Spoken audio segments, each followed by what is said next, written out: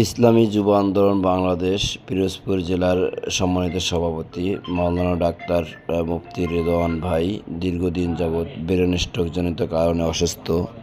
আল্লাহ পাক রব্বুল আলামিন রেদওয়ান ভাইকে এখন আগের চেয়ে অনেক সুস্থতার নিয়ামত দান করেছেন। একটি সময় তিনি একেবারেই মানুষের থেকে বলতে গেলে সকল পর্যায়ে বিচ্ছিন্ন ছিল। কথা বলা, বসা, ওঠা, হাত পা নাড়ানো কোনো কিছুই পারত না। কিন্তু এখন রেদওয়ান ভাই বসতে পারে, মানুষের সাথে ভাবভঙ্গি আদান প্রদান করতে পারে এবং আগের চেয়ে সে এখন আল্লাহর রহমতে অনেকটাই সুস্থ। আশা করি এখন তিনি শুধু কথা বলতে পারেন না এবং বাম সাইড লড়াইতে পারেন না। আশা করি আল্লাহ পাক অতি দ্রুত তাকে এতটুকু সুস্থতাও করে দেবেন ইনশাআল্লাহ।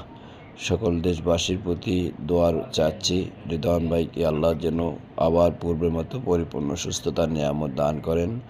সকলে সেই দোয়াটুকু করবেন। ধন্যবাদ জানাই, দোয়া চাই। আল্লাহ হাফেজ। আসসালামু আলাইকুম ওয়া রাহমাতুল্লাহ।